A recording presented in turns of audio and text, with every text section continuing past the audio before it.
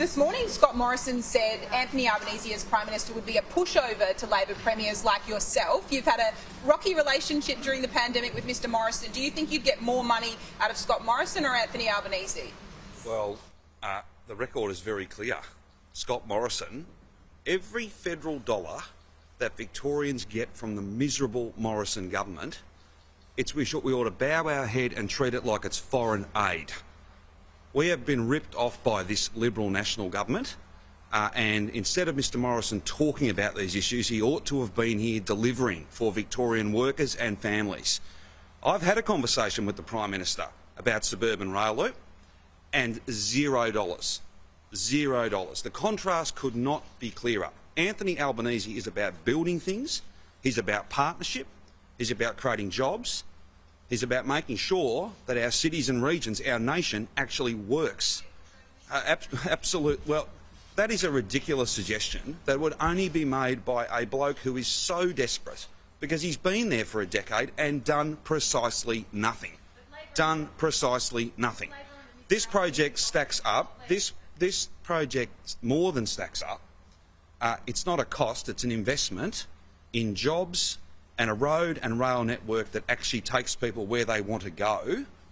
And $2.2 billion is a very significant commitment. We would always like more, but $2.2 billion versus zero from Scott Morrison. You know, this is what desperate people who have built nothing and done nothing, got an excuse for everything and a plan for nothing. This is the sort of stuff that comes out of Prime Ministers who have just run out of time.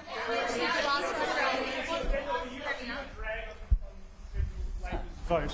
The Federal Liberal Party says that you're a drag on federal Labor. This is the thing about the Federal Liberal Party. They say lots of things and they do very little. They do very little. If only their talk mattered. If only the pure politics of these people mattered. Let me be really clear with you, Clay. When Victorians were at their darkest time, senior federal Liberals proved to be Liberals first and Victorians second. They thought they were bagging our government. They were bagging every Victorian who was following the rules and doing the right thing. And that might be one of the reasons why they're in a bit of trouble in their seats. At the end of the day, this is Albo's press conference, and back to him. Thanks, Premier. Can I just make this point about going to Trudy's question? I want to make 2 points. One is that I want to work with all premiers constructively.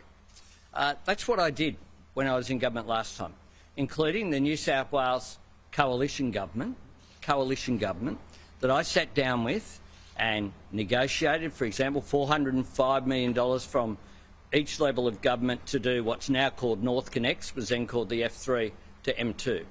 I sat down with the Victorian Liberal government. We negotiated with the Liberal government $3 billion for the Melbourne Metro project, not with the Labor government, with the Liberal government, and then it was delayed. And the reason why it's not all done a long time ago was because that was cut.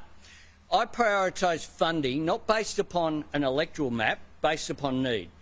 We had $7.6 billion to the Pacific Highway that ran through coalition seats by and large, compared with the Howard government's $1.3 billion. We had a similar figure, over $7 billion for the Bruce Highway, compared with the Howard government's $1.3 billion. We funded projects like Gold Coast Light Rail that went nowhere near any Labor electorates, I assure you, but was a priority project approved by Infrastructure Australia.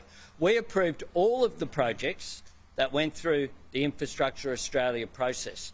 That's the difference between me and Mr Morrison. Nation-building projects that make a difference on infrastructure, compared with a coalition that just get out the colour-coded maps that say that this is not a national priority for the national government, but a commuter car park is, that they announce and then cancel. And an example as well, I make this second point, is that I also want to work with Dominic Perrottet and the Tasmanian new Liberal Premier in Tasmania, and anyone who's a state leader. And today there's an announcement in Epping one that I will support as well. I know the New South Wales Liberal government promised this 4 years ago and nothing's happened, but we will match certainly that commitment that is forward.